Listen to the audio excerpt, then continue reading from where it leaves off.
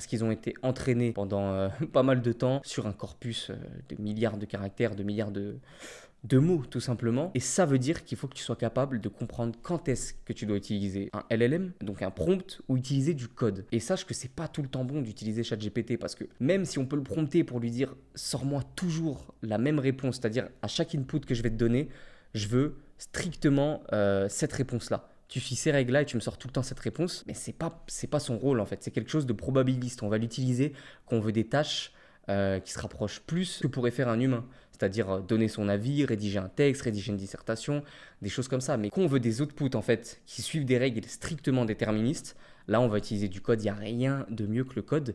Et là par contre tu peux utiliser ChatGPT pour te gérer du code. Donc c'est ça qui est bien.